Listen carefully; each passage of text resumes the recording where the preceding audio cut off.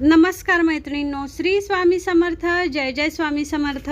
माझ्या स्वामीचरण सेवा या चॅनलमध्ये आपले स्वागत आहे. वटपौर्णिमे दिवशी महिलांनी चुकून ही कामे करू नका आणि या नियमांचे उल्लंघन देखील करू नका. जर तुम्ही या गोष्टी केल्या तरच वटपौर्णिमेच्या व्रताचे फळ तुम्हाला मिळेल. यावर्षी वटपौर्णिमा 21 जून शुक्रवारी रोजी आली आहे. पौर्णिमा प्रारंभ 7:32 आणि पौर्णिमा समाप्ती शनिवार दिनांक 22 जून सकाळी 6:38 होणार आहे. तर वटपौर्णिमा आपण शुक्रवार दिनांक 21 जून रोजी आपण साजरी करायची आहे. या दिवशी आपण उपवास करायचा आहे आणि वडाचे पूजन देखील करायचे आहे. हे प्रत्येक स्त्री आपल्या रूढी परंपरानुसार तेच रीतिरिवाजानुसार प्रत्येक स्त्री ही वडपूजा करत असते आणि वडपौर्णिमेचा उपवास देखील करत असते. आपल्या पतीला दीर्घायुष्य मिळावे व आपल्याला जन्मोजन्मी हाच पती मिळावा यासाठी स्त्रिया हे व्रत करत असतात. पण हे व्रत करत असताना आपण काही गोष्टींची काळजी घेतली पाहिजे व काही चुका आपण टाळल्या पाहिजे. तर वटपौर्णिमे दिवशी आपण कोणत्या चुका करायच्या नाहीत आणि कोणत्या नियमांचे पालन करायचे हे आपण आता पाहूया. पण पाहण्याआधी तुम्ही जर चॅनलवर नवीन असाल तर तुम्ही माझ्या चॅनलला सबस्क्राईब करा, व्हिडिओला लाईक आणि शेअर करा. तर मैत्रिणींनो, काही वेळेस असं होतं की अनेक महिलांना वडाची पूजा करायला जायला जमत नाही. म्हणून ह्या महिला काय करतात की वडाची फांदी तोडून आणतात आणि आपल्या दारात त्याची पूजा करतात. तर मैत्रिणींनो, असं अजिबात करायचं नाही. एक वेळेस पूजा करू नका, पण वडाची फांदी तोडू नका.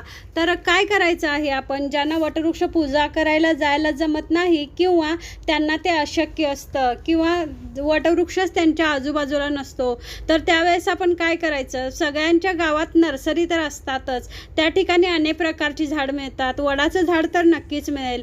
त्यामुळे आपण तेथून एक वटवृक्ष आणायचा आहे आणि आपल्या दारात मांडून त्याची पूजा करायची आहे. किंवा हेही तुम्हाला अशक्य असेल तर आपण एका पेपरवर वडाच्या झाडाचं चित्र काढायचं आहे आणि त्याची पूजा करायची आहे. किंवा आणखीन एक पर्याय म्हणलं तर आपण पाटावर वटवृक्षाचं रांगोळी काढायची आहे आणि त्याची पूजा करायची आहे. माणसांच्या देखाव्यापेक्षा मनातील भाव महत्त्वाचा ठरतो. आपण कोणतीही गोष्ट कोणाचंही नुकसान न करता आणि मनोभावे केली की त्याचं फळ आपल्याला नक्कीच मिळतं. मैत्रिणींनो, आता दुसरी गोष्ट म्हणजे त्या दिवशी स्त्रियांनी काळ्या रंगाच्या किंवा पांढऱ्या रंगाच्या बांगड्या घालायच्या नाहीत. त्याचप्रमाणे काळ्या रंगाची, पांढऱ्या रंगाची किंवा निळ्या रंगाची साडी घालायची नाही. तर वडपूजेसाठी कोणत्या रंगाच्या साड्या घालाव्यात किंवा कोणते रंग शुभ आहेत याचा व्हिडिओ माझ्या चॅनलवर अपलोड केलेला आहे. तो तुम्ही माझ्या चॅनलवर जाऊन पाहू शकता. मैत्रिणींनो, कसं असतंय, ज्यावेळेस आपण पूजा करत असतो त्यावेळेस आपल्या आजूबाजूच्या गोष्टी किंवा आपण परिधान केलेली वस्त्र याचा परिणाम देखील पूजेवर होतो. त्यामुळे आपण केलेल्या पूजेचे फळ आपल्याला मिळत नाही.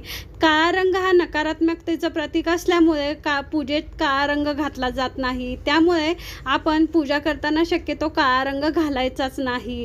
तर मैत्रिणींनो, तिसरी गोष्ट म्हणजे या दिवशी आपल्या घरात मांसाहार करायचा नाही. किंवा काहींच्या घरात करायचं नाही म्हणल्यावर बाहेर खातात, पण त्यांनी देखील बाहेरही खायचं नाही आणि घरातही शिजवायचं नाही. घरात भांडण, वादविवाद या गोष्टी करायच्या नाहीत. घरात नेहमी सकारात्मक वातावरण ठेवायचं. आणि उपवास कसा करायचा म्हटलं तर कसा, ज्यांच्या घरात रूढी परंपरेनुसार कोण एक दिवसाचा पूर्ण उपवास करतं किंवा काही स्त्रिया वडपूजा करून आल्यानंतर उपवास सोडतात किंवा काही स्त्रिया दुसऱ्या दिवशी उपवास सोडतात. तर पण आपण जर त्या दिवशी संपूर्ण उपवास करून हा उपवास दुसऱ्या दिवशी सकाळी देवाला नमस्कार करून सोडला तर अतिशय आपल्याला फलदायी ठरते. या दिवशी नैवेद्य देखील आपण गोडाधोडाचा नैवेद्य करून देवांना दाखवून आपण दुसऱ्या दिवशी हा उपवास सोडू शकतो. या दिवशी आपण कुणालाही उणे दुणे बोलायचं नाही, कुणालाही अपमान करायचा नाही. घरात नेहमी सकारात्मक वातावरण राहील याची काळजी घ्यायची आहे. जर मैत्रिणींनो, हे नियम पाळून जर तुम्ही व्रत केले तर तुम्ही केलेल्या व्रताचे फळ तुम्हाला नक्कीच मिळेल. श्री स्वामी समर्थ. जय जय स्वामी समर्थ. अवधूत चिंतन. श्री गुरुदेव दत्त.